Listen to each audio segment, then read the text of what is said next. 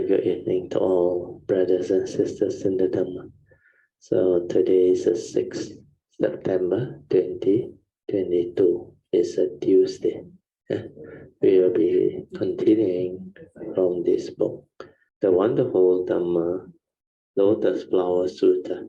We are on page 346. Let us now commence the Puja chanting.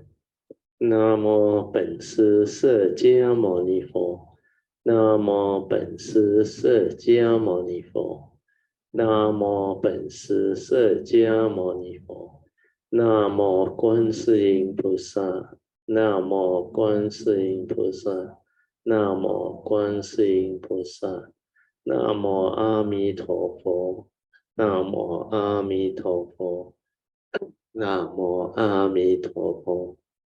南无弥勒佛，南无弥勒佛，南无弥勒佛，南无普贤菩萨，南无普贤菩萨，南无普贤菩萨，南无地藏王菩萨，南无地藏王菩萨，南无地藏王菩萨，南无佛菩萨，南无佛菩萨。นะโมโพพุทธะอะระหังสัมมาสัมพุทโธภะคะวะพุทธังภะคะวันตังอะภิวาเทมิ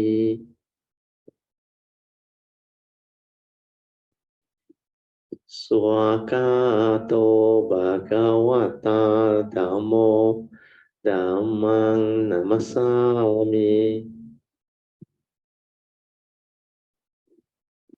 สุปฏิปันโนภะคะวะโตสาวกสังโฆสังฆังนะมามิ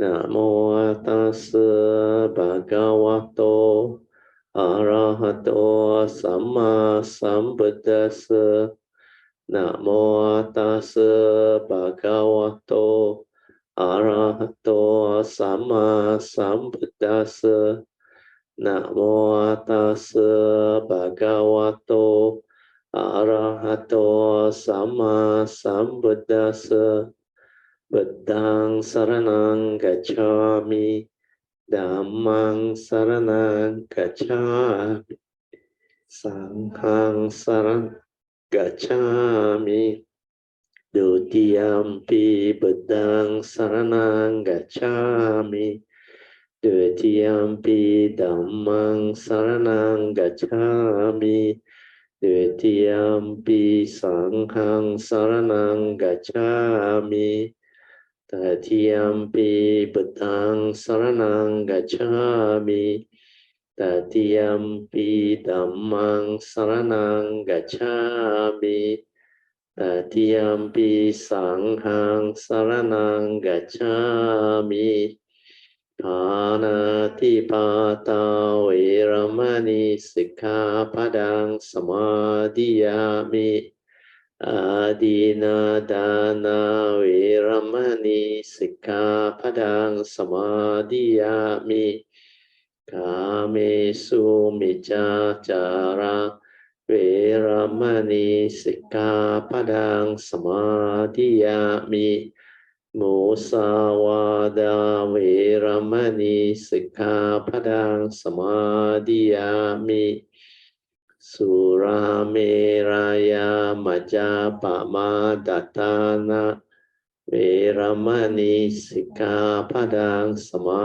ธิยามิ Okay, you all can be seated. Then we will chant the offering puja. Turn to page 3 of the chanting book. We start off with the Padipa Puja, offerings of light. Ganda Sambara Ditena Dipena Tamadang Sina Diloka Dipang Sambudang Pujayami Tamonudang Ganna Sambara Yutena Dopena Hang Sukhang Hina Pujaye Pujaniyang Tang puja bhajana muttamang Vanna ganna guno petang etang kasuma santatin pujayami munindasa siri pada sarorohe pujemi budang kasumena nena punnena matena cha hotu mokang Pupang milayati yata idang me kayo tata yati vinasa bawang adivase tuno bante paniyang parika pitang anu kampang upadaya patigan hatu mutamang Adivase tuno bante pale parika pitang anu kampang upadaya patigan hatu mutamang Adivase tuno bante bojanang parika pitang anu kampang upadaya Patigan hatu mutamang. Now we will chant the puja aspiration based on our understanding of the significance of all these puja offerings. Significance of offering of light. May this offering of light to the Buddha brings forth the causes and conditions to illuminate our mind and help arise the needed clarity and understanding to dispel all darkness or ignorance therein. Significance of offering of water. May this offering of pure, clear, cool water lead us to the pure, clear Dharma that cools and doses off the fires of all defilements within our mind. Significance of offering of incense. May our morality, virtue, and understanding shine forth far and wide, just like the fragrance of this incense which we are offering to the Blessed One, who is perfect in wisdom and virtue. Significance of offering of incense, of fruits. May this offering of fruits remind us of the Dana Parami of generosity and the fruit of our karma, so that we will diligently strive on with faithfulness to attain the path and fruition as soon as possible. Significance of offering of flowers. May these constant offerings of flowers to the Blessed One strengthen our faith and constantly remind us of the impermanence of this body, so that we will diligently and sincerely strive on to cultivate Sila, Samadhi, and Panya, leading to ultimate liberation, the bond-free Nibbana. Overall aspiration.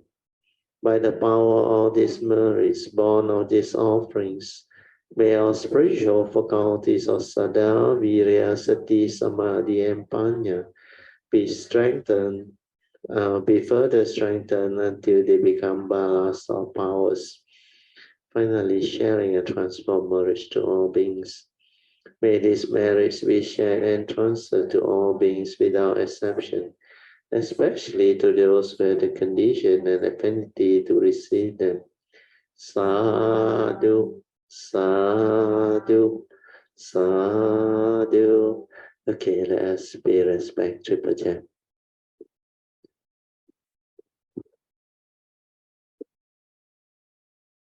Buddhang Pujami,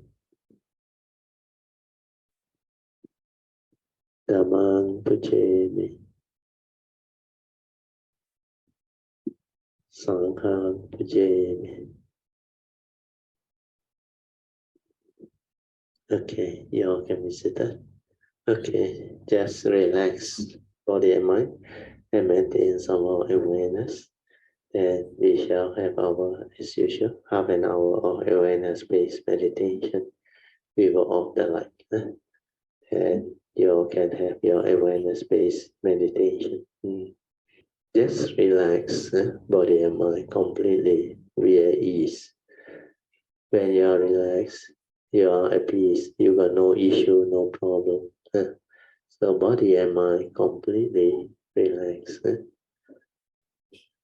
Whatever tension, stress, you relax into it. Whatever mind state that arises, you relax into it. And after that, silence your mind. Don't try to know, don't try to do anything, just aware. Whatever arises, aware, finish. Aware, finish. Then let the awareness nature stabilize. You can stabilize it, then the thinking or the sankhara or thought process, they will slow down and finally cease. That's how you stabilize it. So be patient. It may take a while for people who have not done it. And once you have done it, it becomes easy because you know it can be done. Then you just continue to relax. Ability to relax, the deeper, the better.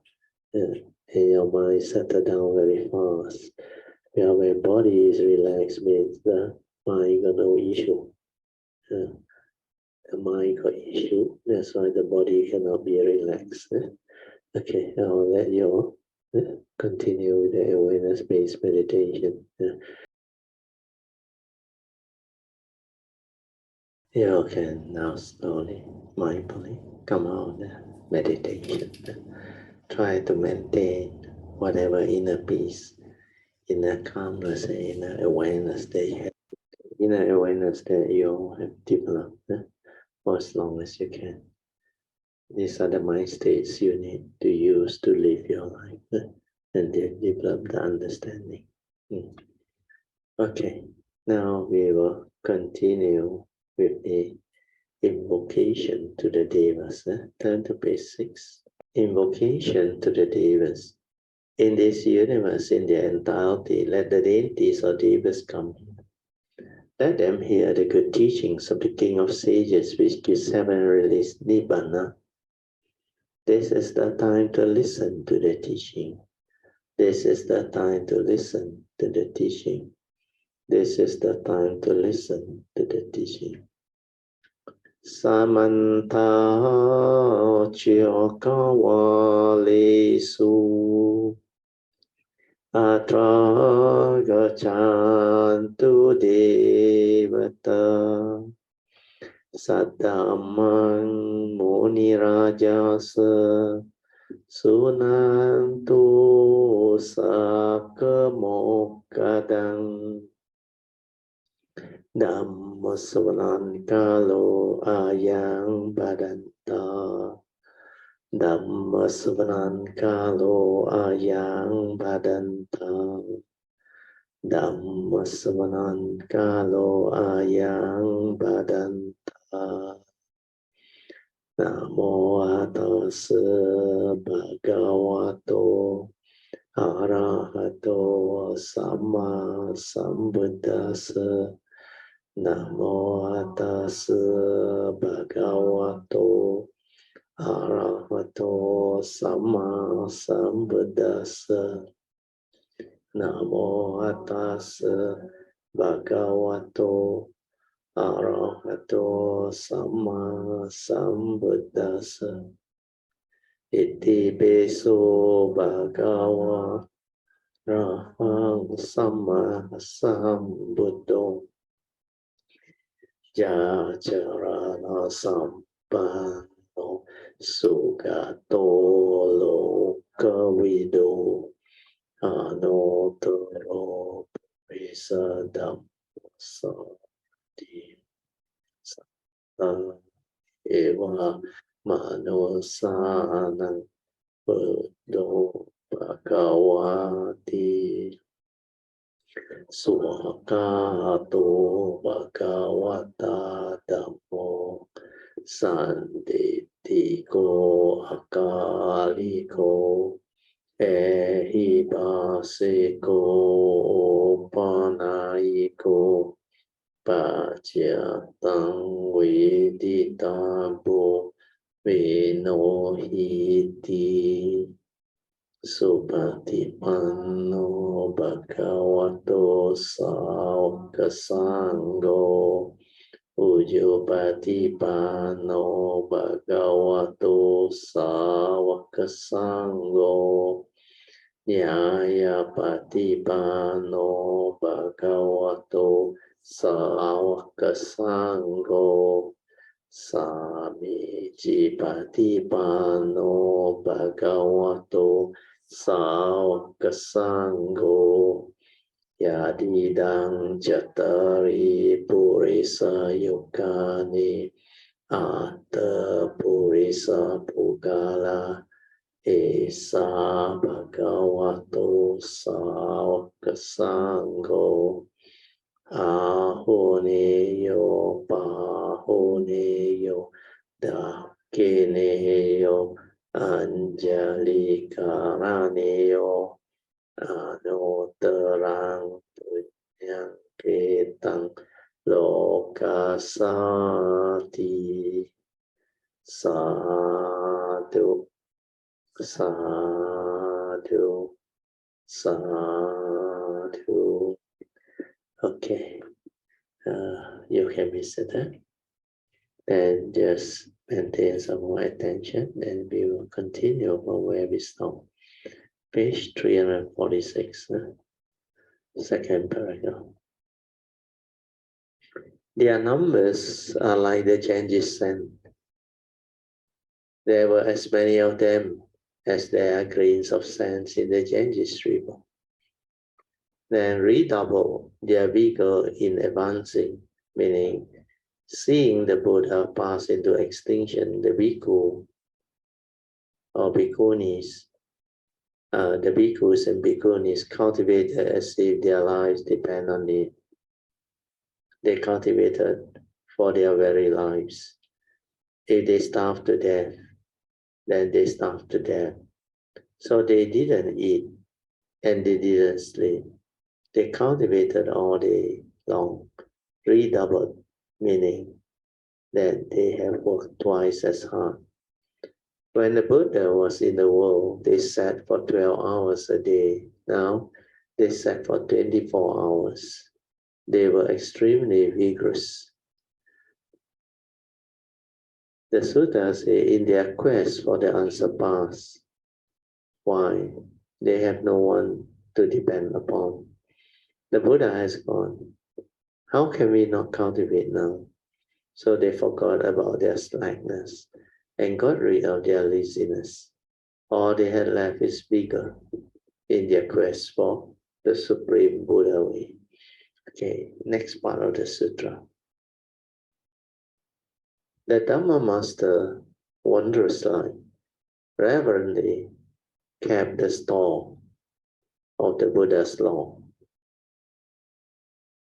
For 8 months, for 8 minor aeons, or 80, for 80 minor aeons, he widely spread the sutra of the Dhamma flower.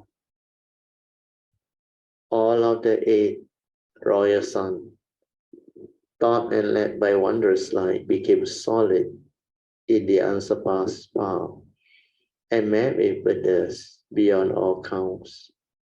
Having presented them offerings, they accordingly practiced the great way and in succession became Buddhas, transmitting prophecy in return or in turn.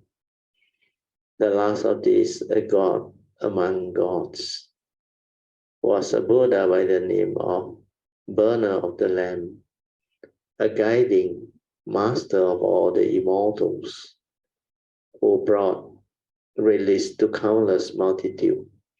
The Dhamma Master Wondrous Light had a disciple at that time whose heart harbored laxness and who was greedily attached to fame and gain. Seeking fame and gain untiring, he often visited the great lengths. He cast aside his recitation, neglected, forgot, and failed to comprehend them. These then were the reason why he was given the name Seeker of Fame. Yet he also practiced many good deeds, enabling him to meet uncountable Buddhas. and make offerings to all of them. Accordingly, he walked the great path and perfected the sixth perfection. Now he meets the Sakyan lion. Later, he will become a Buddha by the name of Maitreya, who was broadly take all beings over. Who will broadly take all beings over. Their numbers far beyond all counts. Okay, then we go to commentaries. Benefits derived from propagating this sutra. The commentaries. The Dharma Master wondrously reverently kept the store of the Buddha's law, meaning he reverently received the Buddha's Dhamma jewel, holding it as if it were above his head.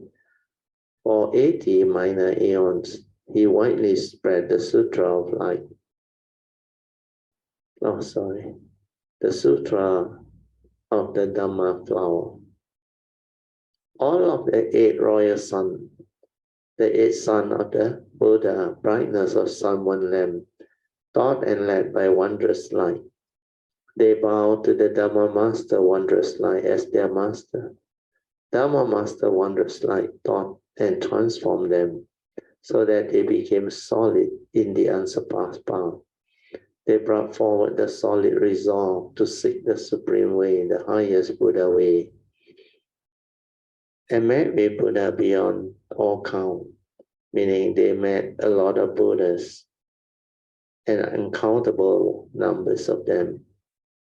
And having presented them offering, meaning they presented offerings to as many Buddha as they met, they accordingly practiced the great way. They make offerings to the Buddha and then follow them to cultivate and sought the Buddha's way, and in succession become Buddhas. The 8 royal sons in successive order became Buddhas, transmitting prophecies in turn. Not only did they become Buddha, but they bestowed prediction upon each other right down the line. The first transmitted the prediction to the second, and the second to the third, and so forth to the 8th. The last of these, a God among gods. The Buddha is called the God among gods, was a Buddha by the name of Burner of the Lamp, a guiding master of all the immortals. He was a mighty master and guided all of the gods and immortals, who brought release to countless multitude. It is not known how many living beings he saved. Then Dhamma Master Wondrous Light had a disciple at that time whose heart harbored laxness and who he didn't think to be vigorous. What he thought about all day was being lazy. If he wasn't thinking about lazy or sleeping, he was thinking about climbing on condition. And when he returned from climbing on condition, he went back to sleep. When he was done sleeping, he ran back out to climb the conditions. All day long, he was greedily attached to fame and gain, seeking fame and gain untiring. Meaning he had no other task all day, but seek the fame and profit. What kind of scheme can I cook up to let people know my name, he thought. He advertised himself everywhere saying, I am so and so. Do you know me? I have got the most cultivation among those who have left home. I work harder than anyone. I recite the sutta and I bow to the Buddha. I get out at 3 in the morning and at midnight. I haven't gone to sleep yet. What am I doing? Cultivating the way.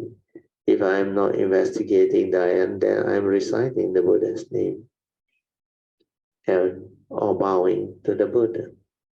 He was always bragging about himself and buying himself billboards, advertising signs, and putting advertisement in the paper telling about how hard he cultivated and how devoted he was at his work. That's how he cultivated fame. And what about seeking gain? Fame and gain together. If you have fame, you will have profit. And you have profit, you will gain fame. He went around promoting himself, seeking for fame, afraid that people wouldn't know his name. Once they know, some of the blind ones say, that monk is a cultivator. Didn't he tell me so himself? We should all go make offerings to him. And they all make offering. Having sought the fame, he got it. And having sought the gain, he got that too. He sought them untiring. Why? Because he had an easy time getting what he wanted. He just asked and was given. He sought and it was found. However, when he got them, he wasn't satisfied. He received, but it was not enough. He was still unsatisfied. The more, the better. He was insatiable when it comes to profit and reputation. He often visited the great clans. Often mean that he went there 3 to 4 or 5 times a day. The first time he has come back with perhaps $500. Then he would think, I don't get very much. I would better go out again. I plan to do so, to do such and such act of merit and virtue. Give me a little more, he would say. And this time they would give him 1,000, twice as much. Some clans are wealthy, make out of many wealthy people. When they see a monk coming to beg, they will give him as much as he asked for. If he got 500, he will ask for 1,000. When he returned with 1,000, he would think, I didn't ask for enough. They would have given me 10,000 if I had asked for it. And then he would return saying, I have completed my act and merits and virtue, and now I have yet another act of merits and virtue which must be done, and it's extremely great. Give me but $10,000 and I can complete the job. The wealthy person hear him say this, and he takes out $10,000 and gives it to him. He gets his way very easily. He goes out again and again to beg for money and ends up spending his whole life begging. And the next part of the sutta, he casts aside his recitation, where he was always out running around and climbing on condition. You asked him which sutta he knew, he didn't know a single one. You asked him, well, what about the Kshatriyas? Which one had you studied? He couldn't remember one of them. Then what about the Vinaya? He wouldn't, or he wasn't familiar with the Vinaya either.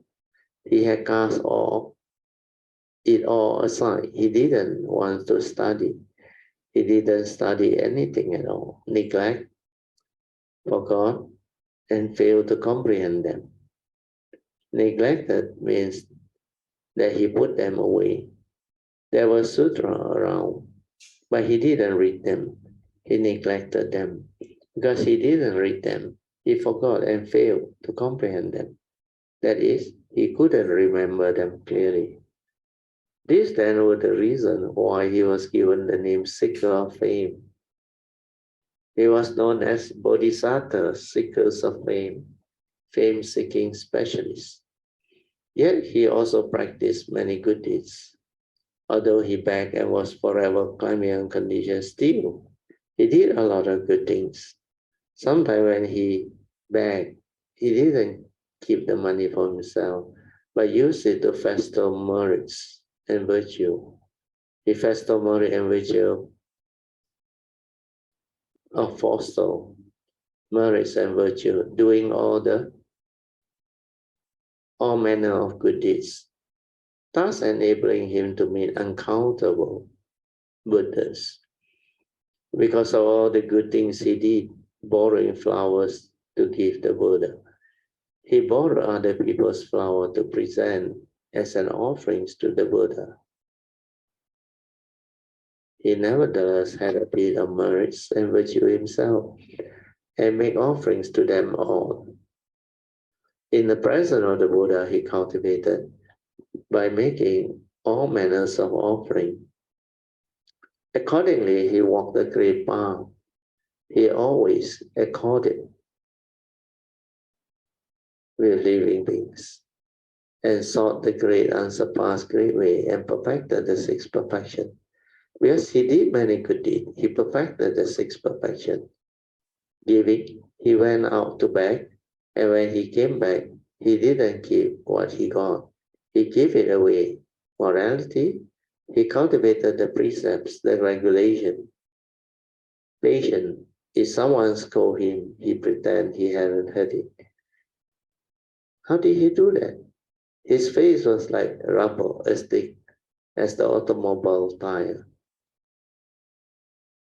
If someone scolded him, he paid no attention. If someone hit him, he just pretended it didn't happen. He knew how to be patient.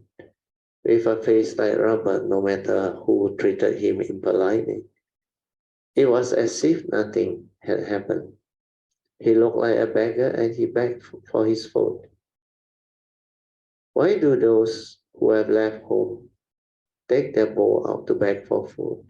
They always want to adopt the style of a beggar and had no mark of sound. No matter how impolite you are to them, they act as if nothing had happened. So Maitreya Bodhisattva's stomach was like the sea. He could float a boat in it. His heart was the heart of a Buddha, extremely compassionate. He had a short verse, which I had explained to you before, but will repeat for you now. The old fool wears a tattered robe and fills his belly with plain food. He mends the rack to keep his body warm, and let the myriad affair just take their course. Should someone scold the old fool just say fine. Should someone strike the old fool, he just lie down to sleep. Spit right in his face, he said, and I will just let it dry. That way, I save my strength, and you have no affliction. This kind of paramitas is the jewel in the wonderful. Now that you know this news, how do you worry? How can you worry about not attaining the way? So the old fool is a very old man who wears ragged clothing. When I eat, he said, I don't use oil or salt. I eat until I'm full and then forget it. That's how he cultivates the practice of patience. He can endure hunger and thirst, heat and cold. So it said, he fills his belly with plain food. It may be tasteless, but when he eats it, it tastes just fine. When his clothes rip, he patched them to keep out the cold. And whatever happened, just happened. It's all taken care of, like according to condition. They come, they go. They come, they go according to the way things are. They take their course. If someone starts scolding the old fool, he just say, I must really thank you. You are a very good scolder. You have scolded me wonderfully well. I simply love to hear the sound of your voice scolding me. That's how he handled it. If someone strike him, he just lie down. If you hit him again, he just go to sleep. Go ahead and beat me as you please, he said. Spit right in my face and I will just let it dry by itself. That way, I don't have to put out the energy to wipe it off. And naturally, you are not going to have any way to fight me because I'm just like a wooden statue without feelings and without awareness. He said this kind of paramitas, this perfection of patience, is a jewel of the wonderful. Sorry, it's a jewel in the wonderful. You know this news. How can you worry about not completing the way? So although on the one hand, it looks as if Maitreya Bodhisattva's sixth name and prophet, he also truly does the work and is not afraid of bitterness or bitter practice in his cultivation. What are bitter practices? The more difficult sometimes something is, the more you should want to do it. You should do the things others cannot do. The thing that other people don't want to do, I do. For example, when Maitreya Bodhisattva goes, he specializes in cleaning the toilet.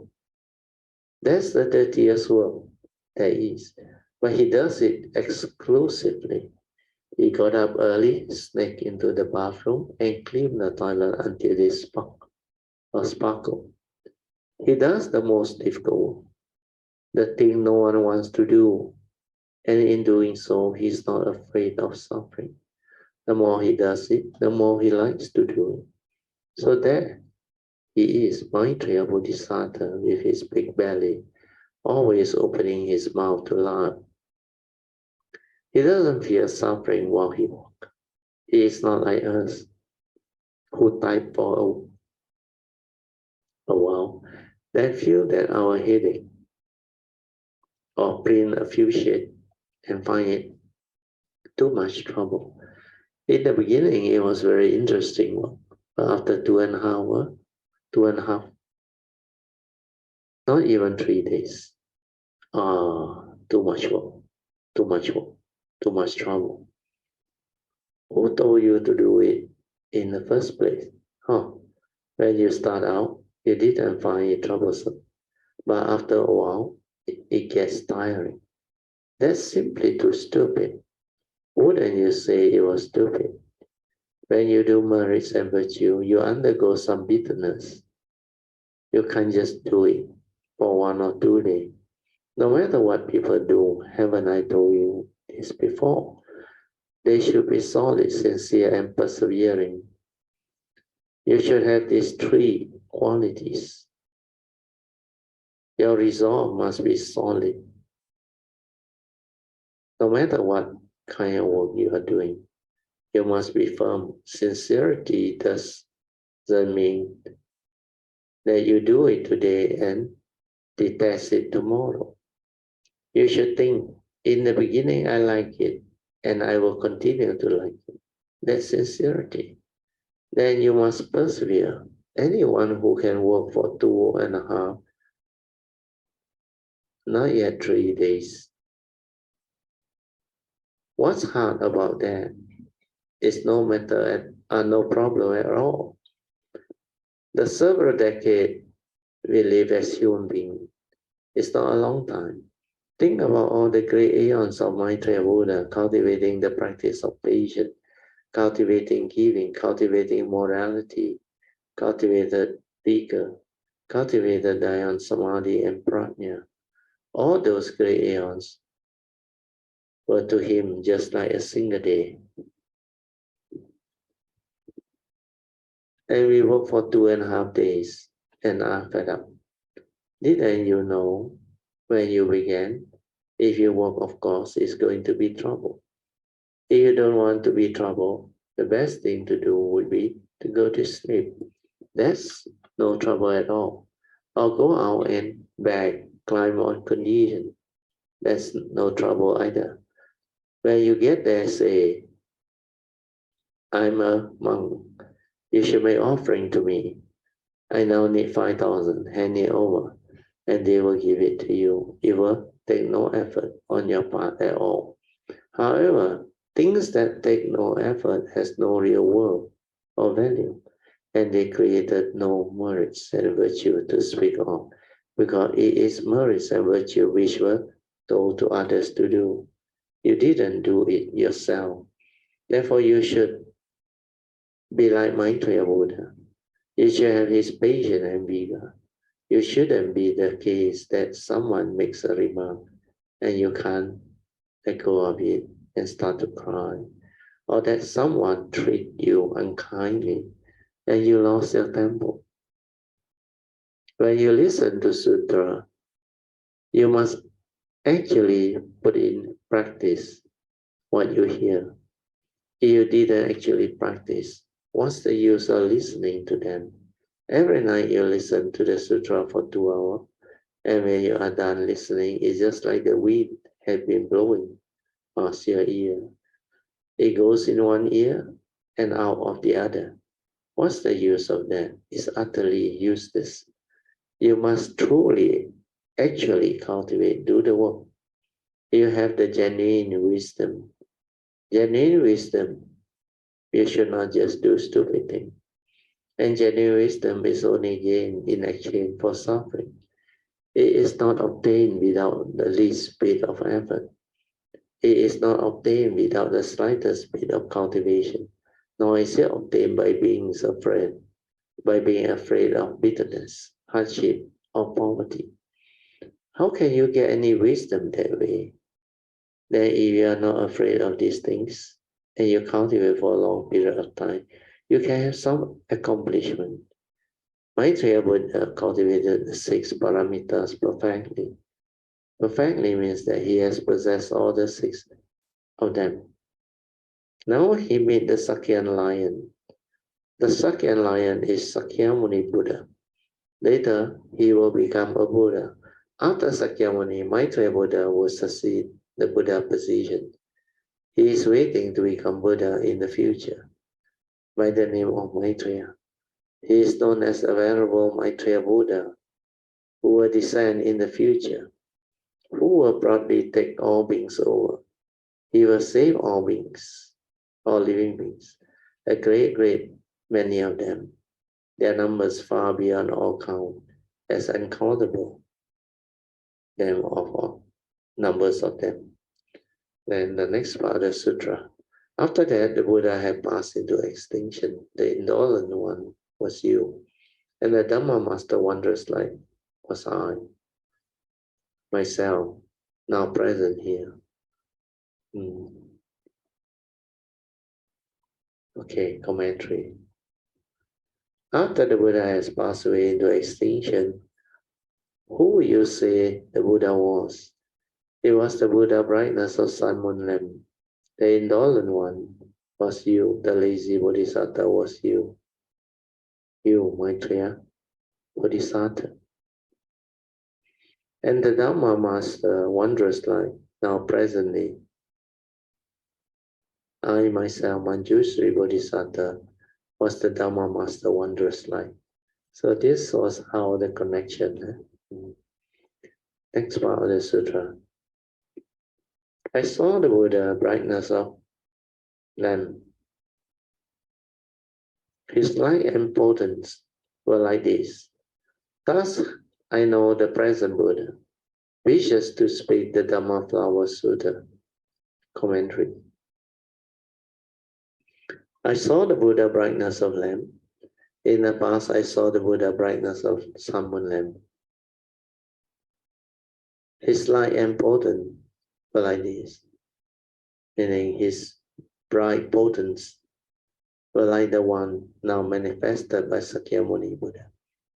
Thus I know the present Buddha, because I saw it in the past. I know that now Sakyamuni Buddha wishes to speak the Dhamma Flower Sutta. So it was similar. Then Sutra. The present marks are like the potent past, expedient device of the Buddha. The Buddha now put forth bright light to help reveal the real mark's meaning. All you now should understand, and with one heart join your palm and wait the Buddha. And wait, the Buddha will let fall the Dhamma rain to satisfy all those who seek the way. Commentaries. The present marks are like the potent's past, meaning right now the potent revealed by Sakyamuni Buddha's white hair mark light are like the one previously seen at the time of the Buddha's sun moon lamp. Expedient device of the Buddha, meaning they are dhammas of expediency employed by all Buddhas. The Buddha now puts forth bright light.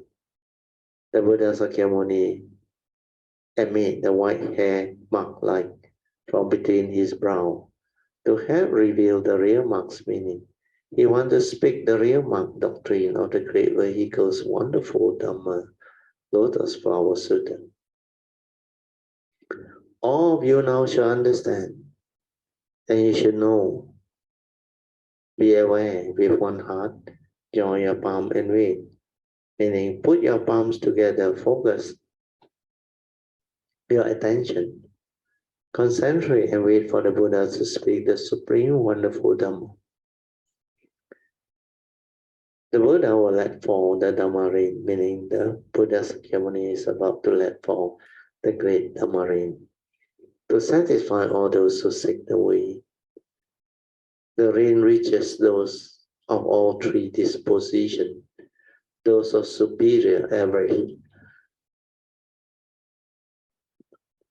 and inferior disposition, that is the intelligent, the ordinary, and the dull. They moisten both the bright and the dull.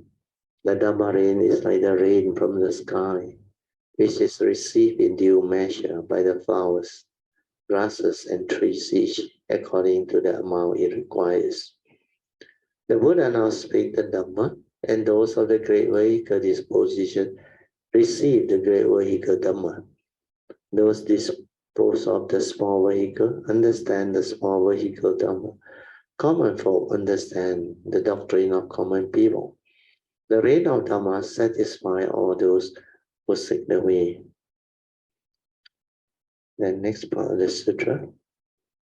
Those who seek three vehicles, should they have doubt or regrets, the Buddha will remove them now, so that they vanish and none remain. Commentaries. Those who seek the vehicle, meaning now all the bodhisattvas, sound hearer, and conditioned enlightened one, the people of the three vehicles, should they have doubt or regrets, meaning if they have doubts or regrets or questions, the Buddha will remove them all now. Meaning he will now answer your question so that they vanish and none remain. Meaning he will cause you not to have the slightest bit of doubt. He will resolve all your doubt. They will vanish without a trace. When people cultivate the way, they must cultivate it. If they don't cultivate it, there is no way. Only if you cultivate can there be a way. Therefore, speaking in terms of cultivation, if you don't cultivate, there are no problem at all. As soon as you begin to cultivate, however, the problem comes. Why do you come? Why do they come? It's because in former life, your action resulted from a conflux of causes and conditions. Amidst those various different causes and conditions, there are a lot of books which you did not keep accurately. And because these books weren't clear in your present life, as soon as you begin to cultivate the way, the demon king wants to do battle with you, to liquidate you. He causes you to feel that if the affliction aren't coming from one direction, they are coming from another. Affliction come to you from the north, south, east, west, the 4 points in between, and from above and below, all 10 directions. If you aren't afflicted over people, you get afflicted over things. If you aren't afflicted over things, then you get afflicted over animals. If you are not afflicted over animals, you get afflicted because of ghosts. If you aren't afflicted because of ghosts, then you are afflicted towards the spirit. Even to the point that you get afflicted at the Bodhisattva and angry at the Buddha. You even get angry at yourself. Why does this happen? It's because in the past you are too muddled. You did think too unclearly. And so now you run into all kinds of affliction. Some people cultivate and make a vow not to become afflicted. Because they make a vow, really wasn't any affliction. But as soon as they make the vow, the affliction arrives quite promptly. Before they make the vow to eat only one meal a day, they didn't feel particularly hungry. But as soon as they vow, or the vow was made, and they finish eating, they are hungry, so hungry they can't stand it. I'm starved, I'm exhausted. I can't even stand up. I can't sit comfortably either. It's strange, very strange. What is the principle involved? Well, when you go to school, after you have studied for a while, you take a test. If you pass the test, you can ascend to a grade. If you don't pass, you have to repeat the course. Cultivation is the same. If you cultivate the way, the demon will test you to see ultimately if you can endure it or not. You can't endure or bear it.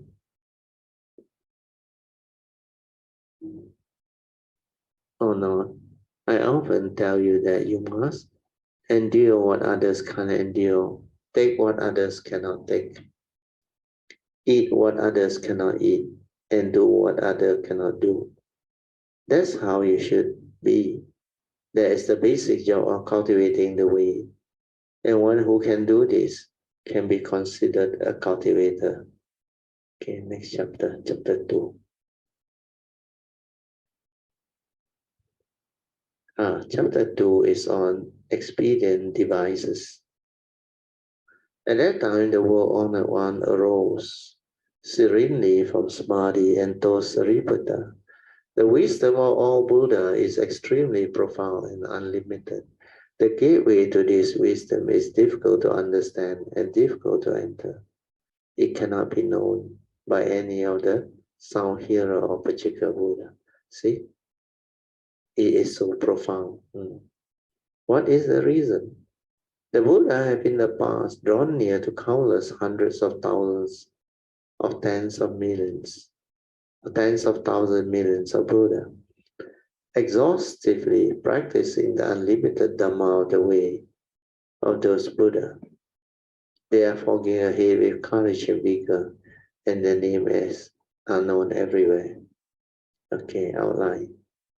The branches division of the sutta. General explanation, opening the tree and revealing the one. Generally opening and revealing, lauding the Buddha, two wisdom, prose. Praising the two wisdom with words, describing the provisional and actual wisdom of all Buddha, acclaiming both types of wisdom, describing the foundation of both types of wisdom. Okay, then we go to the commentaries. The previous prose and verse section were an introduction to the sutta, setting forth the sutra's causes and conditions. Now that the causes and conditions have been complete, now that the causes and conditions have been related, we will proceed to explain the second chapter, which is called chapter 2, the expedient devices. So the first chapter is mainly introduction to the sutra, setting forth the sutra's causes and conditions. Now that it has been done, so now we are going to chapter 2. I think from now on it will be more and more interesting. Earlier on one is more difficult. A device is a method, and expedient means effective. This type of method is a provisional Dharma, not the real one. It's a provisional device designed for temporary use. Real means that it is forever unchanging, forever useful. However, you begin by speaking the unchanging real Dharma. No one can understand it. That is why the Buddha in the 10 directions artfully set forth expedient dhammados and bestowed the provisional for the sake of the real later. They open the provisional to reveal the real. So this has been practice of done by a lot of Buddhas. And it is not easy to penetrate the real monk Buddha. The real monk Dhamma. So provisional monk are just some provisional skillful means, or they call expedient ways or devices. You use them because that is the way to attract those who are not so well developed in their understanding from the past. So all these people, you need expedient way to bring about the causes and conditions for them to learn. Then when they have learned, then they will develop the faith, the interest. Then when they develop the faith and the interest, that is the time to teach them more and more in-depth teaching until they are ready to receive the more profound teaching. Then only you start the true teaching. It's just like we all, when we started, it's the same. Initially, when I came out, it was like world apart, everything. Because we have to understand it this way. The Buddhas, the great beings, the Bodhisattvas, their understanding is so way ahead. They have actually cultivated for very long, many eons. They have perfected themselves, wisdom-wise, virtue-wise. Then they come out and teach living beings. So when you come out and teach living beings, chances are you have to go through the causes and conditions, and most of them are very new, may not even have much understanding. So when you start teaching, it's not easy. It's seldom that you have the causes and conditions to meet up with really talented and wise cultivators who have already done a lot in the past. So this is usually the way. It's just like this life, this segment of my nature. When it comes, initially, it also has to develop expedient way or skillful means to teach the Dhamma. I cannot go straight into the true Dhamma, which is the three hallmarks of meaning. No thought, no mark, and no dwelling.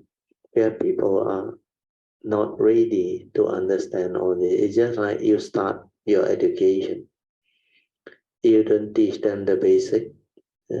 Maybe kindergarten level, you start by teaching them all the important base for them to go to school, so that they have this base. And when they go to primary school, it's easier for them compared to those who didn't go kindergarten. Then when they are in the primary school, they study at the primary school level. Then when they move on to secondary school, they are taught more things. Then as they move on to upper secondary, they are even given more, I should say, more complicated or deeper type of syllabus. Then after that, they go uni. Uni, you study more complex and more difficult subjects. Then after that, when you graduate, you are still very raw. A lot of things you still not understand. Why? Because you have not entered the physical world. You have not entered the job market. You have not had the experience to understand all this. That's why you have to work you have to integrate into life to actually develop the understanding and the experiences. Then after that, you develop maybe higher qualification and understanding from a graduate general degree or an honors degree. You go and study masters, then you study PhD, and you specialize and become very good. But here, the way or the entire cultivation to perfect yourself, to realize Sammasa Buddhahood, is like you have to study all, perfect them all. But you can specialize in one or two of the 10 perfection. That one is possible. So that analogy is quite similar. And because of that, at every level, you have to teach differently. The expedient way, the expedient device that you use, and also based on causes and conditions, you must have the ability to actually share your understanding. Unless you have that ability, you cannot teach. It's just like for somebody who has perfected themselves to the understanding of PhD level, as they have known and understood most of the thing, then you want them to come out and teach people of all kind of category. Maybe some just at kindergarten level, so it will not be easy. But as a bodhisattva, you have to do the work. As long as there's causes and conditions, you have to fulfill your duty, your vows, and do the work. Okay, we go back. Okay, I think I can stop here already. Okay, I have to get the other book. This chapter 1 finished already. Never mind, I will find the book. Chapter 2. I don't have it here. Never mind. It's okay. So we stop at chapter 2. Okay, then we now open up for meditation, reporting, Q&A, and also Dharma sharing. If you have anything that you want to share based on your cultivation and understanding, you can. It's Dharma in daily life. Okay, so now we open up. Anybody wants to report meditation or ask any question, you can just put up your hand. Actually, retreat that day I already shared, but I can still say something. Good. So I think I have been to the retreat maybe 3 or 4 times. Yes. Yeah. So this time I find it's so far the best for me. Yeah. Very different. Your understanding suddenly arise. Then you are able to do it. That's why it benefited you. Now you can do the formal meditation longer, and you are relaxed, and you are more calm, more peaceful, tranquil. Very good. But besides that, I detected, but this one was already like improving over the years. Why I find that last time if I go to a new place, like go for tour or anywhere that I need to stay at a new place, I will feel very uneasy. With the surrounding, like using the toilet, or sleeping on a new bed. And I will also have this kind of anxiety, like I don't know, because it's different from my day to day at home. Correct. You know why or not? Because this is what we call our comfort zone. When you are with your comfort zone, because everything is already like you have understood it, you're familiar with it. So like your career, your job.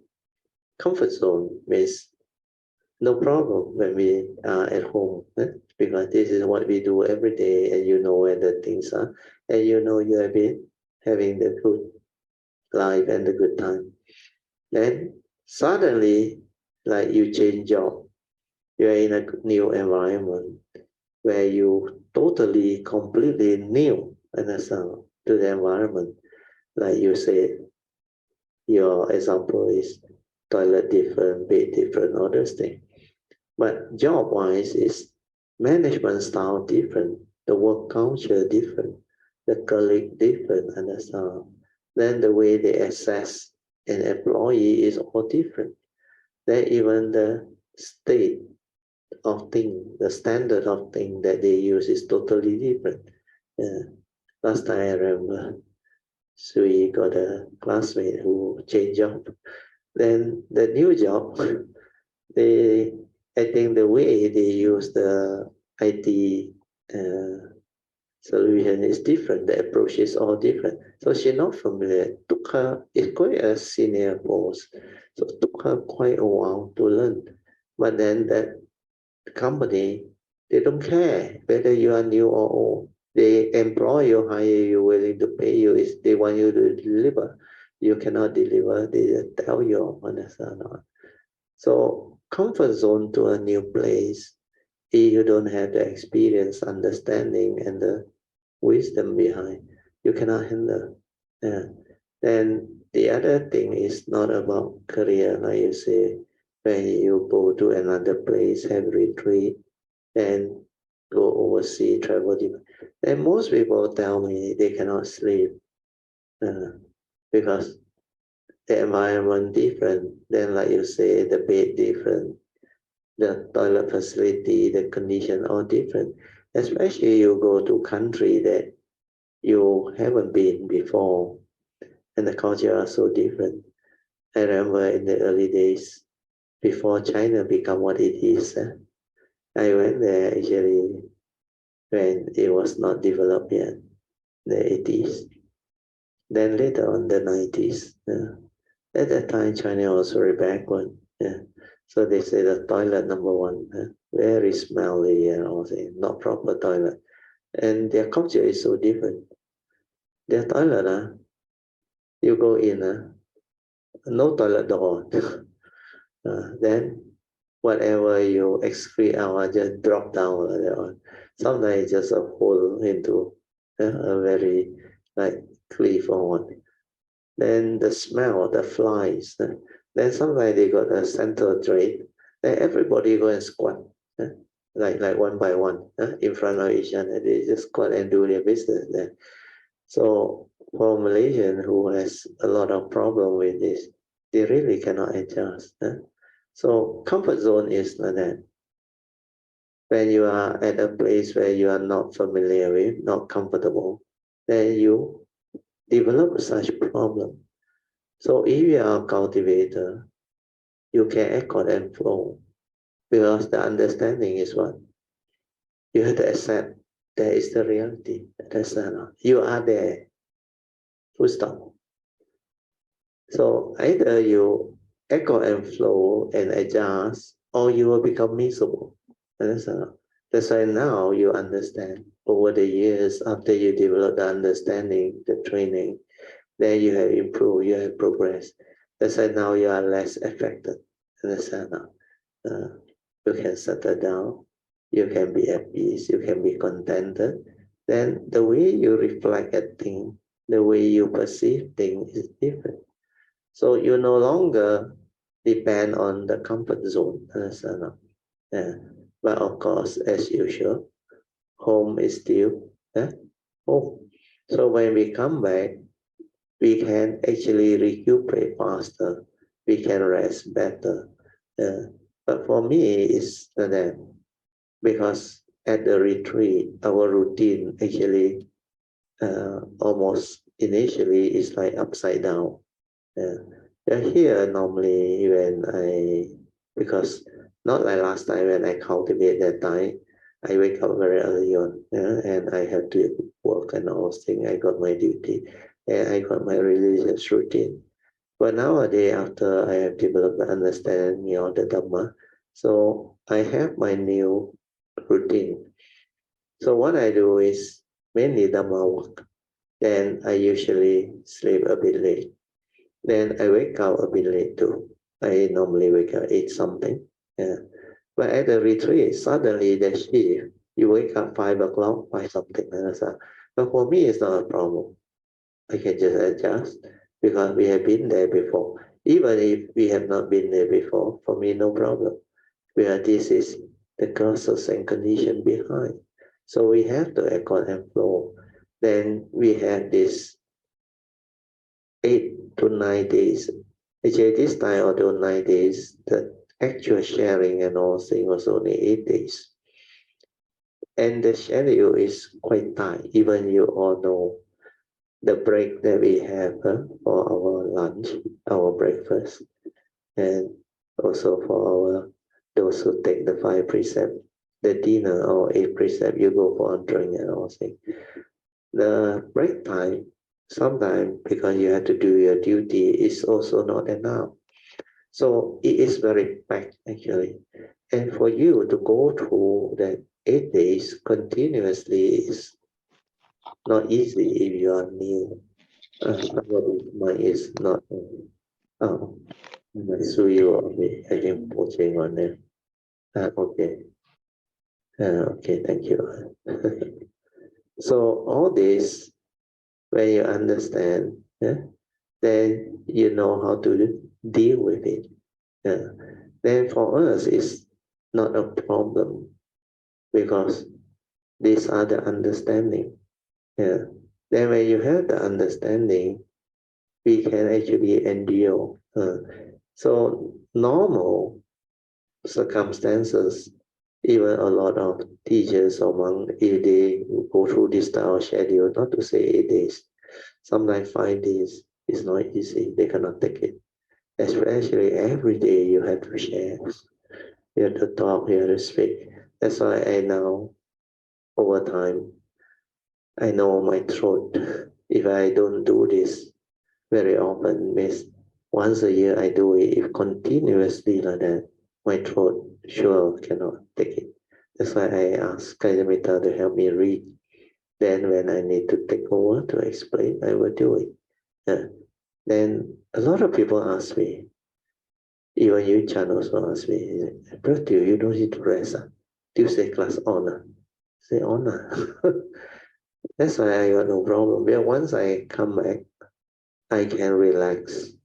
Then I can recuperate. If I that night I recuperate, the next day I'm okay already. That night I slept through very good sleep. My wife also sleep. I only wake up almost 8 something to 9. Then I realized what happened is we have been there 9 days, wake up earlier. So when I rested or something or near to 5 a.m., I realized I was wide awake already. Even though I was very tired, but no problem. Then I just continue with my meditation, awareness, and all this. Oh, then I realized I went deep into the awareness because I was able to relax into it. Then I went deep into it. Then after that, when that 1 hour or one pass, then we normally have our morning chanting, morning exercise. Then we meditate as that time come, I continue my meditation. Well, then I have a very good recovery. Then I became like fully recuperated. Then I go about my day. Even that day when we came back, we have to unpack, we have to do a lot of things. Then we even take them for dinner or those things. No problem. But at night, we know we have to sleep early. Yeah. I think at about 10 p.m. or we slept. Then we want to recuperate and all that. Then you remember Jin Hao did a lot of work because he has to take charge of the video, the recording, the editing, everything. Then he like no rest, not enough rest. He worked until very late. After our class over, he continued with Sui. Then morning, wake up early, then start the work. Then after that, as usual, 8, 9 days.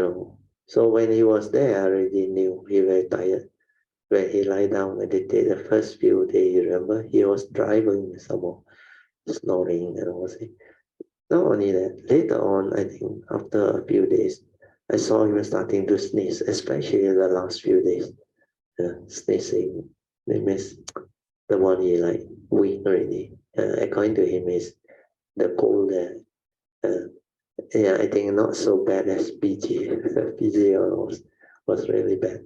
But PG one is a combination of karmic and also her health and all those things. But luckily she managed to endure through and develop the understanding that there was certain short moments of understanding that turned the thing around, and she experienced some good transformation too. But you have to accept that everyone is different. Then before the class start, I think afternoon, sorry, 4 or 3 something, I forgot. Jithao text me. He said, but you're very sorry, cannot attend tonight, Tuesday class. Then she said, he's not fully recovered yet. He said, not fully recuperated yet because of the flu or the cold at Cameron. I said, no problem. Take a good rest. Take care and take a good rest. So that's how it should be. Because you look at him, although he's still young, compared to me, I think he is at least 20 years or 20 plus years younger than me. So because of that, you look at the way he go through it, he not enough rest. So not enough rest, you will have this type of problem. But you cannot blame him because he did a lot of things. He is very committed. That's why I rejoice. But like I say, when he do all this, he sacrificed the attention to cultivate and go all out. But he gained that type of merit, which is very different. Yeah, he is doing up the website, the short video, the audio, and all those things. And I think he is the one, mainly the pillar behind the website that we have. And this is the work he want to do because he make vow, he make aspiration. So my nature knew he will have his parami in future. He will have this great, what they call sacrifice type of parami to help him achieve and realize what he want to realize. Then he will move. So what we need to understand is this comfort zone comes with the conditioning. When we are very conditioned, that thing arises. Then if we don't have the understanding, we cannot deal with it. So a lot of people ask me, you don't need to rest. He said, even monk also need at least 3 days to recuperate and all that. For me, because like I said, when I was young, I can actually do it non-stop. But as I age, I need to adjust. But I accord and flow with condition. I don't want to like make this body overwork, not enough rest, then develop its own problem. Because the way I understand it is I follow my way. And my way is when there is condition, I only manifest. Then I echo and flow, and I don't do all this just because I know this one is for my mind, not me. It depends because I look at it. There is a reason for me to continue to maintain this form. Because I have my family, and my family are beautiful. And if I can maintain this form for a longer period, more people can benefit too, understand? Then I can also help more people. But if there is condition for me to go all out to share, because when I see the causes and condition, like there are many people who can understand. Then this window, if I don't share and go all out, once this window is over, like Sakyamuni Buddha's time, because when he arrives, all his disciples and those who have affinity with him arise. And during that time, not like us, got internet and all those things. He got to walk from places to places, understand? So how many can he teach and share? That's why he has to walk. Not enough rest, also he has to walk. Now we have technology and all those things. I don't have to do that, understand? I take my time. I look after my health. Then I do all this steadily. To me, it will benefit more people, understand? Instead of rushing all the way, because I realize, like I say, most of the time when I was ready, 89 to 2004, for 15 years, I realized nobody was ready, hardly anyone. So what for? I come out. That's why, like Hui Neng, the secretary, I didn't come out. Then when Yun Jai came and invited me to come out, I start coming out. Then I saw people not ready. That's why I have to, like the chapter 2, expedient device or skillful means to teach you all in a different way, to prepare you all, the essential Dharma, everything. Then slowly get you develop the understanding, to have the faith. And then only I start to teach more and more detailed type of teaching. Then as you progress, then I can say more, I can share more. To me, this should be the way. Accord and flow, understanding condition. Everyone is different. Then the last few years, I saw the understanding was there. That's why I started sharing things that I never shared before. I went into more detail. I explained things more detail. So these are all the expedient devices or way that great beings or bodhisattvas or even Buddhas, they will do. Because based on those understanding, like I say, all these great beings, the Samasa Buddha, their nature, they have cultivated and perfected themselves for so long. From that level, how can they teach people down there? But you will be surprised, Dharma is different. Dharma is, you can teach kindergarten until the final university level, no different. You can share. Then how much they can receive is up to them. The same teaching, when you are able to explain simple words, but different people receive it at different level according to their capacity. So when you have those understanding, you can do this type of work. But then those who don't have the capacity, you teach the deeper one also no use, because they cannot understand. So you have to like move on to the stages that they are in. Like if they are still Putujana, Kansan, Susan, then you have to teach them very basic thing. And if they can follow and develop some form of understanding, it's really good for them. But there is the preparation stage for them to enter the spiritual path, to start somewhere. Then when they are ready, then only teach them the sainthood way, the essential Dharma, all those things to awaken. Then after that, when they are ready to become enlightened, realizing Arahant, then you see you got condition, you teach the Bodhisattva way, understand? And the Bodhisattva way is a very extensive cultivation. The experience and all those things, they are very extensive. So when you understand all this, then you will know how to share, you will know how to time yourself and all those things. So all this are the understanding that the individual cultivator of the way has. So how you want to approach it, how you want to teach it, depend on the condition at that time. So most of these great beings, they will know.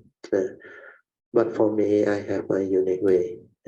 Unless there is this special condition where I have to go all out, even not enough rest, not enough sleep also, I will do it, which I can do, but I don't see such condition as yet manifesting. That's why I accord and flow and just do as per whatever it is. So all this sharing, you look back, when I started until now, it's still the same teaching. I still teach the same teaching, except I now have the condition to go deeper, to explain more in depth for people who has the understanding. That's why from the provisional teaching, you go up to the maybe intermediate level. Then after that, you go up into the higher level. And stage by stage, all this will manifest and develop by itself.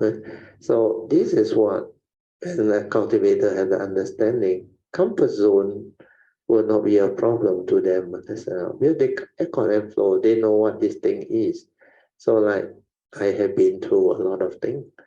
In the early years, 1990 or 91, 92, I remember I went and visit Ajahn Katina in Australia, Bellwood Farm, and a few areas.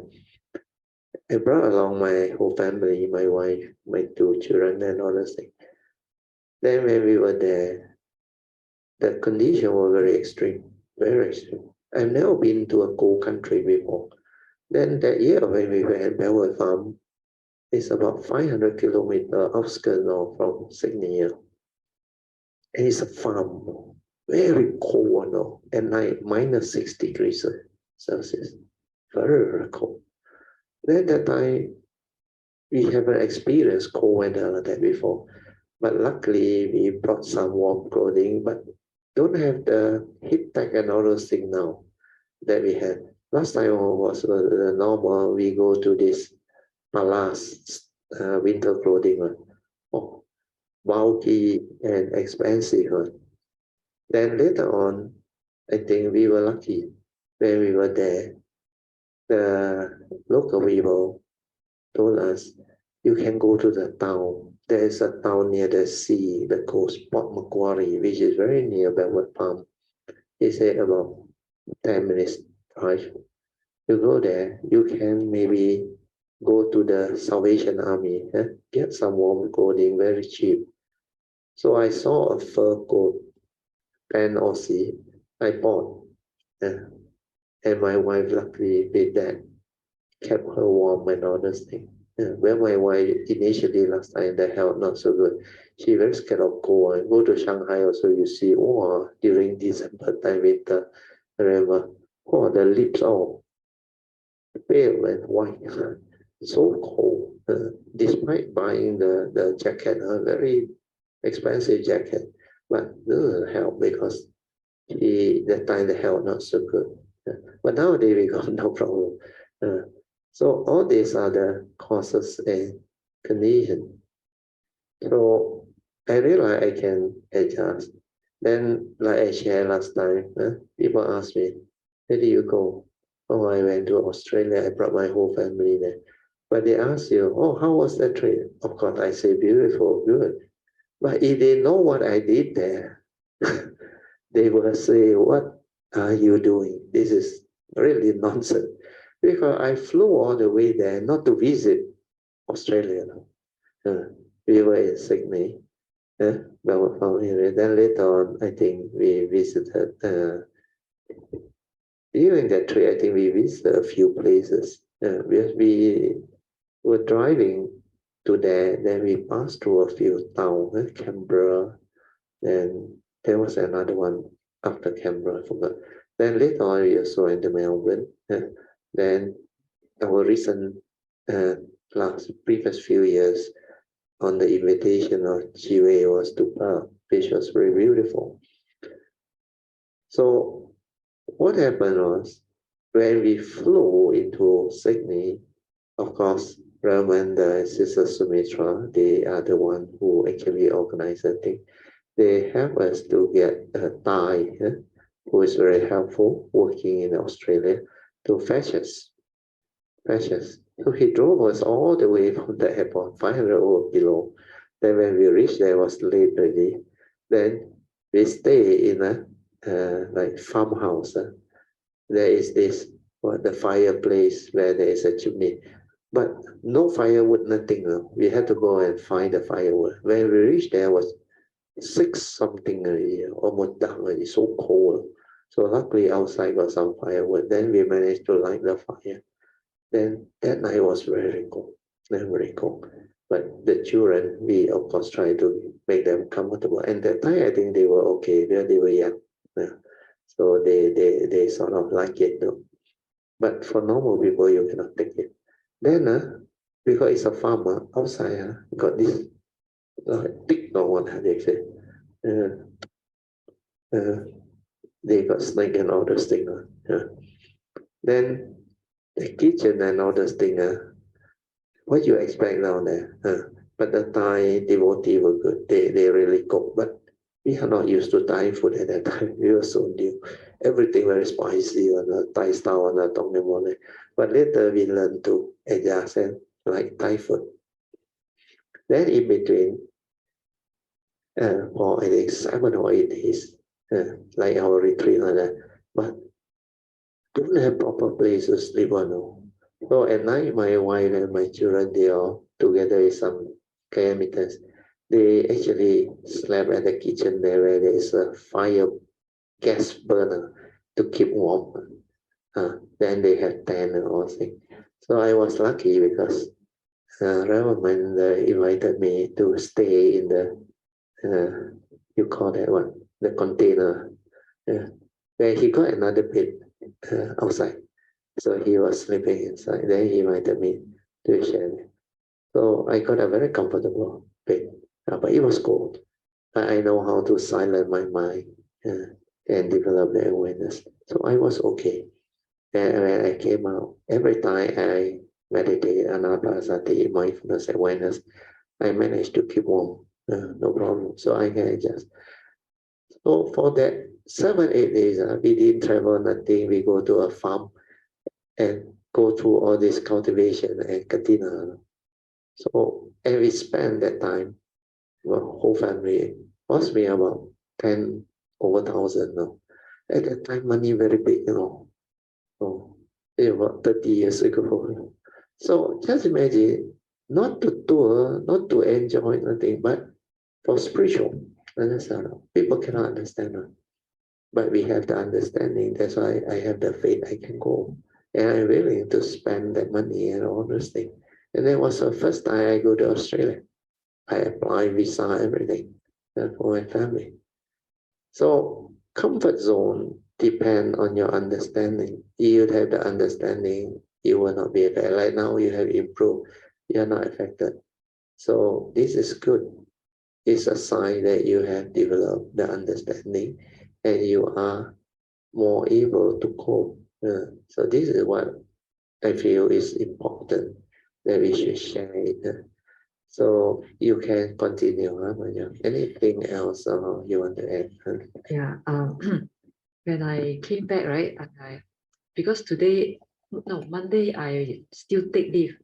Today I came to work. I went for work. But before I left the office for the retreat, they suddenly asked me to do something, which I have to do on Tuesday.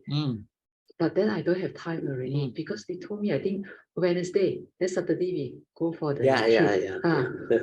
So the thing that I need to do, I need to look through and then get approval. Because they asked me to present something. So I cannot simply present. I have to get approved. Correct. But then I was like rushing for my other work. And then when I tell my boss, can I like change to another time? He said, okay, no problem. If the other person agree to change with me. Swap. Swap. Very good. So I talked to that person was like, you cannot, I also going to take long leave. I also rushing for my work. So then, I can understand her. So no choice. So I say I cannot change. I stick to it. But then I also don't know whether it will work out or not. But Monday, because I was still off. So in the afternoon, I log in to check. But as I do, I can feel that even though it's not like total calmness. Correct. But it's not like last time. With the panic, anxiety. Now very different. Now you can do it. Where this retreat, this one changed you a lot. Where I can see. When at the retreat, of course, I can see, I can sense and all things. Then you also reported. Then when you came back, I remember when we arrived here, Chin House Man.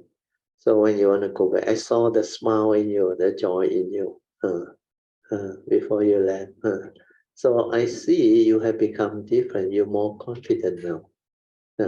And you are able to speak out. Like my wife, I also got a shock. suddenly put up hand. Last time, before you call her or you say business deal share, she'll put her hand like that. Sometimes two hands. PG also no. But this time different. I want to share. Not only that, the voice very confident. The voice very confident. That is what transformation is. Understand? When you have the understanding, the Dhamma, you become different. Because last time I used to tell her, you just share. Don't be like what the thought tell you. Well, who is shy? The thought is shy. So last time she cannot overcome that. But that retreat was good. Not easy to overcome. Yeah, of course, I know. That's why I gave her time. I didn't tell her, oh no, well, she is she. And I said, you just say, because I know she has the understanding. But she say, that is the habitual tendency. So the thought keep on telling through the back door. So now this trip, I think this retreat make her understand a lot of things. That's why there was joy. And I can see her very different. This retreat, she was very good. She even come and attend to me and help me a lot of things. But they were all very beautifully done and with confidence. She more independent now. She can do a lot of things. Very good, Sadhu. You continue. Yeah. So finally, you managed to do it on Monday. And then, like last time, if I were to do, I will keep on going through the slides. Yeah. This voice behind us. Yeah. Will I be able to? The fear, the worry.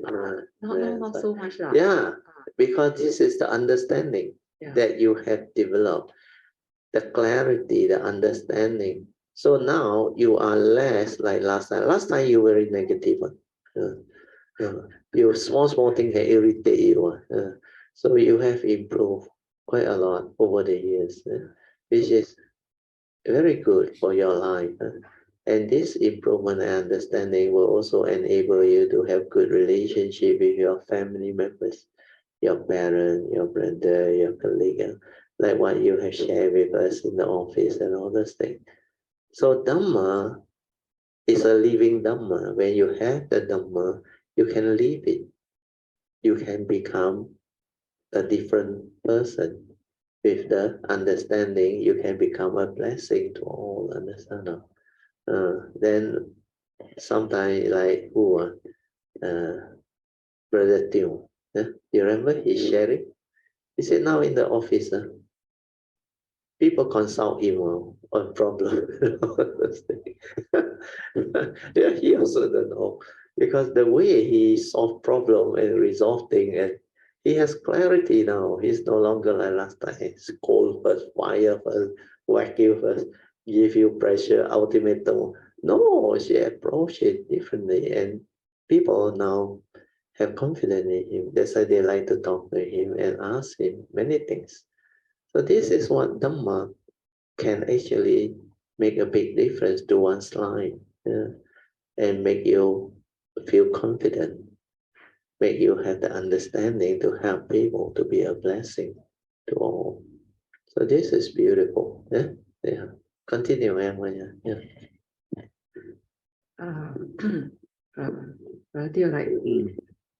I used to be very afraid of people who talk very loud. Correct. Or when they say things to you, correct. Not in a nice way. Yeah. Very harsh like that. But I realized that these few months they still speak the same way. Yeah, but you can sense you are different now, isn't it? Different is like you can handle, you can cope. Just like Maitreya just now they're sharing, you remember? Not that good. Of course. He cultivate perfection of patience, Kanti. So very patient.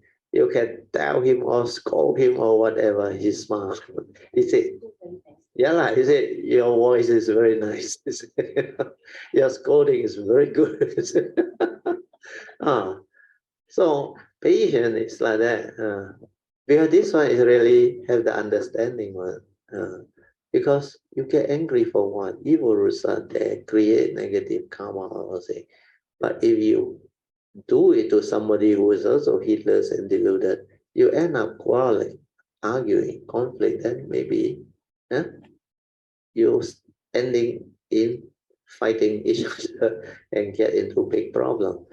But because of the understanding, Maitreya just accord and flow and accept the reality. But to him, he has right view, law of karma. Maybe last time he did that to people. Now condition arise, he become the victim, people do it to him. So he accept. When he accept, he accept peace. That's why he endure, patiently endure. Then because he endure, things get resolved. Where it doesn't create repercussion. Like two hands, when you clap, only got sound. If one hand want to clap, the other hand not participating, no sound. So it's the same. Even if you scold or whatever, if there is no response and someone give you such nice comment and praise, you also give up, or you also allow it. Okay, enough. So he let it be. So there are many ways to cultivate patience. One of it is, of course, I would say, Maitreya one is not easy to actually follow. That's why he is Maitreya, understand? But this is trying to tell you cultivation can be very different. Outwardly, you look at him like he wants fame, he wants one and all those things. But he take the money not for himself, he used it to do merits actually. And when he do merit, even not wrong, Hsuan Hua did mention this. He must have used it and do a lot of this merit. When he make offering to Sammasambuddha, he know and cultivated a lot of this beautiful condition. Most of it is like not his money because he go and pick up and talk to people. I cultivate, then I want to develop the cultivation further. I want to do a lot of good things. Then people donate. So what happened is he also on behalf of all these people, when he received, he rejoiced. Then on behalf of these people, he make all the offering and donation.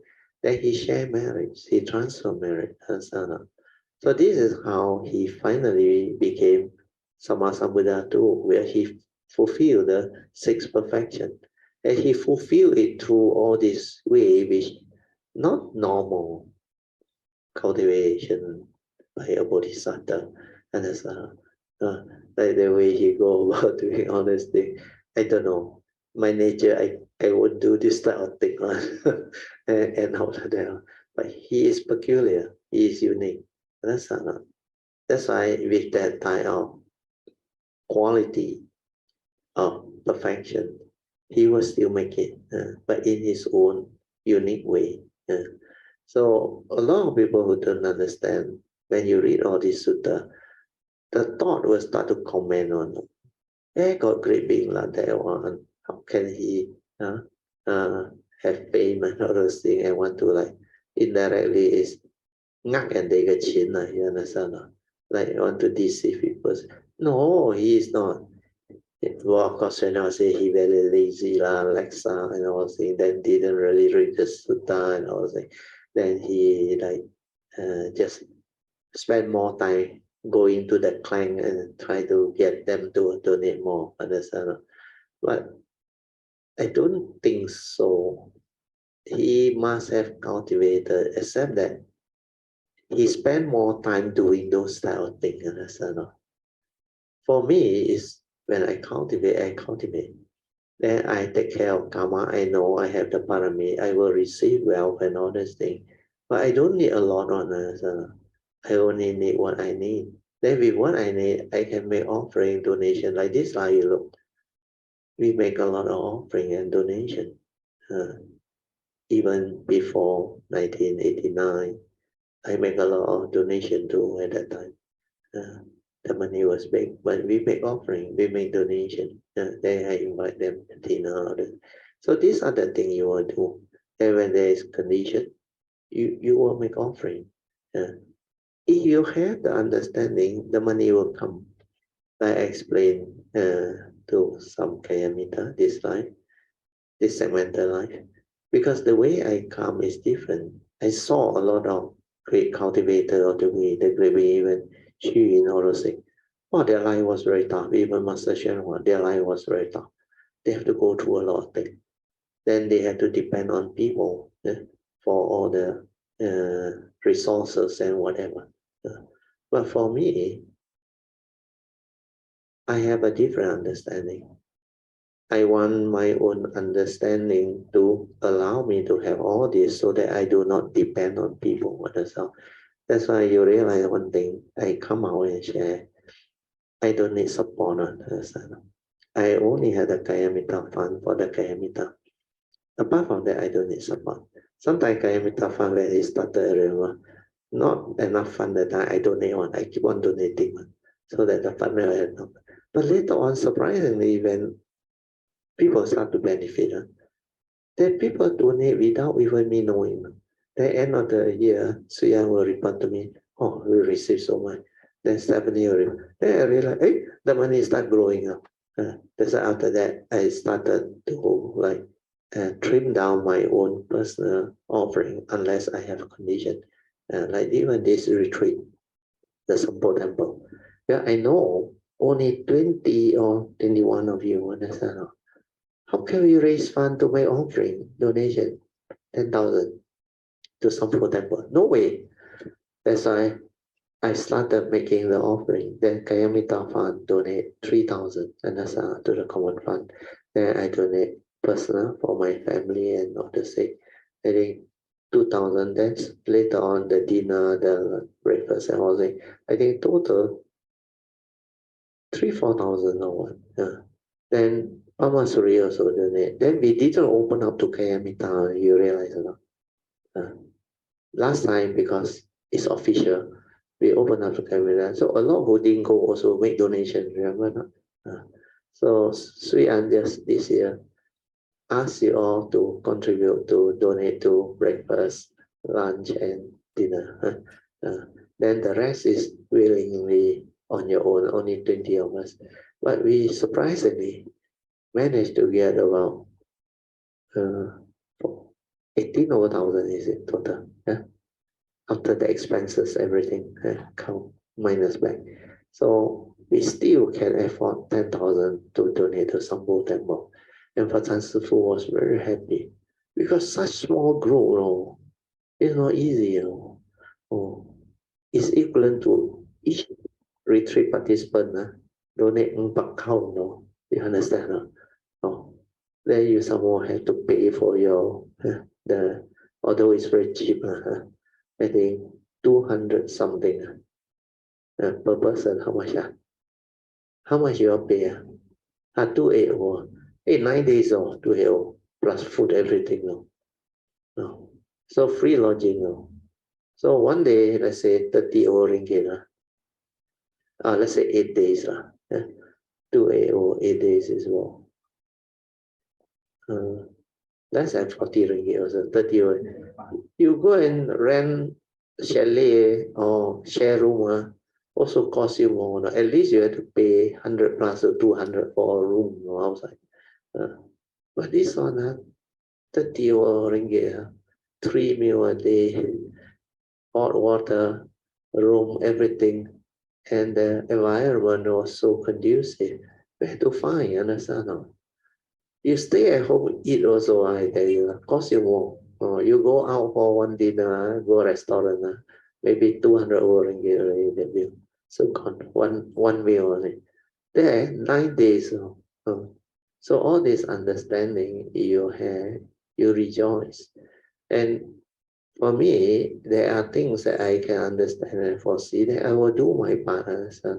So what I'm trying to tell you is, my nature come with all this that I need so that I don't have to depend on people.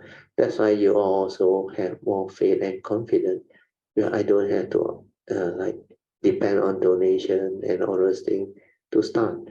I just let things be. If got condition, let it happen. Then volunteer. like all this Jin Hao, you all that help out and all those things, all volunteer. Understand? You are just come, you do your part, then the transcript, whatever book, the website, everything come by itself. The images also come by itself. I didn't do anything. That's why everything you have your understanding, the echo and flow, that it will manifest because it wants to manifest. Understand? Then my daughter, how she come and help also, like timing perfect one, no. Oh, retire at the right time, come back during MCO, pandemic, then Zoom. At first, I never dream I can Zoom. There is such possibility. Zoom. I also don't know what Zoom is also that time. And she told me there is one listed company, US Zoom. Oh, so a lot of things, it just happened. Okay, yeah, we just wrap it up. I think that time is up already. Yeah, Manya. Dear, I would like to express my appreciation and gratitude to you for what you have done for me and also all the Kala does. Thank you very much. Sadhu. So my nature also rejoice. If you all can understand, appreciate, all this is going to benefit a lot of people. It's not only us, from us. This is how it started. Everything starts small. Like Tzu everything, it starts small. Tzu the housewife all start with the bamboo bank, you remember? Coins, they accumulate, then they grow until so big. So all these are the causes and conditions. But for my nature is different. I don't want quantity one. I want quality one. Yeah? I come with the wisdom way. And I want to transmit this teaching, this understanding, this bodhisattva wow, so that even one of you take off. Understand? Enough already. With this one will spin off a lot and trigger off a lot. But I believe almost all of you will take off. I understand where you have your pyramid, all of you will take off. And you know, once you all take off, everyone is like a potential relative. Understand? Then all this will continue. And this is only one segment of my life. There are other segments that can create a lot of wonders. So Dharma is very beautiful when you understand. Okay, so we end. Sadhu, sadhu, sadhu. Okay, we will do the sharing of merits and the transfer of merits. Then after that, we will do the closing puja. Aka satta cha bhumata deva naga mahindika punyang tang anumoditwa Chirang rakantu loka sasana etta vata camehi sampadan punya sampadan sabbe deva anumodantu sampasampati siddhya idang menya tinang hotu sukita hontu nyatayo idang menya tinang hotu hontu nyatayo Tinang hotu sukita hontu nyatayo devo vasatu kalena sasa sampati hetu cha fito bhavatu loko cha raja bhavatu damiko imina punyang kamena mame bala samagamo satang samagamo hotu Yawa nivana patiya sadhu sadhu sadhu.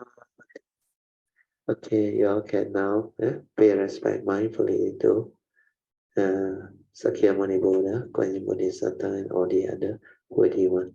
Then we end sadhu.